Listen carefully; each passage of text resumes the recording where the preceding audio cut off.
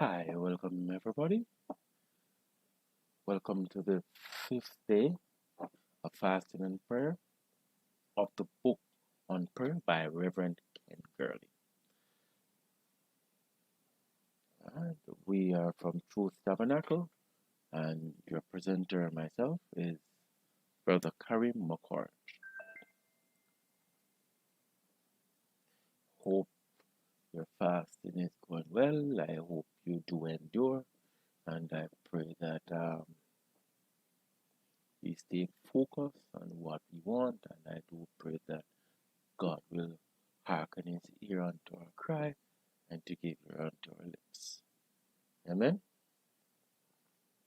As you all know that we have already started our 25 days of fasting and prayer, a chapter of the book for each day we fast and pray. I have learned during my early walk with God that if you don't pray, you won't stay. And if you don't fast, you won't last. So prayer and fasting is vital. It is an old, in the chapter 5, we come to the trysting place.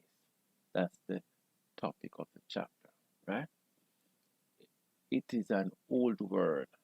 It is not a word of innocent tryst. Carries with it the impression of secrecy and romance, intrigue and longing. The American Heritage Dictionary defines tryst as an agreement between lovers to meet at a certain time and place, or a meeting place that has been agreed on. Right?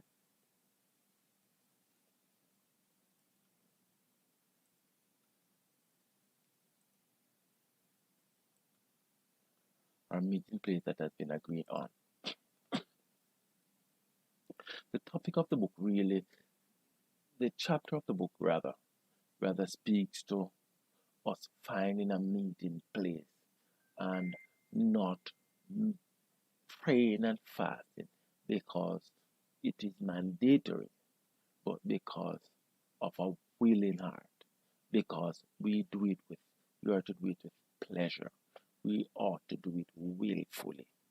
We ought to find the light in our God.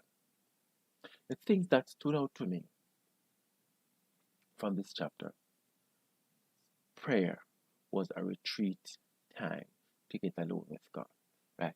He was really referring to the old patriarch, some of the old forefathers that really spent time with God, right? It was not seen as a burden. It was not something that because it was routine. It was not something that you did because you had to do it.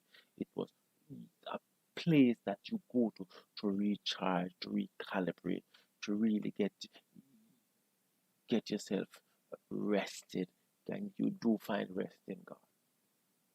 Prayer was not a militant but intimate. It was not primarily a place of war where you go to war with demons. No, it was a time where you go to spend with the one whom you love, referring to Jesus Christ. So they went and they spent time with God because they enjoyed the presence of God. Right? Our priority in prayer was first to get closer to God and secondary to fight devil. Our primary focus in prayer must to get closer to God. Nothing else ought to be our primary focus. While sometimes we have to fight, and anything that comes between our intimacy with God must be fought against. And sometimes we have to wrestle to get into the presence of God because we wrestle with forces of darkness, and the enemy doesn't want us to spend any time with God.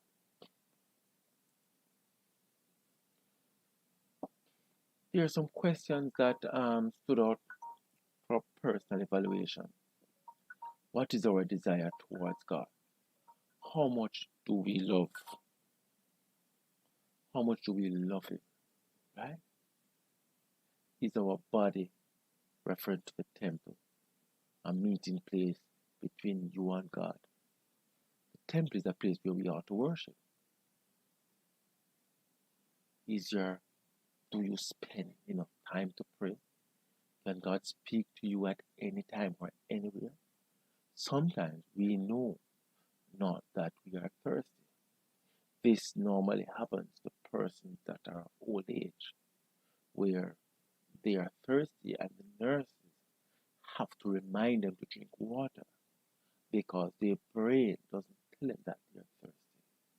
Our souls are thirsty for God, but not everybody knows it. Amen? And we ought to spend time with God. And the more time we spend with God, is the more our perception will open up. Is the more we see, the closer we get, the better it looks. God richly bless you. Thank you.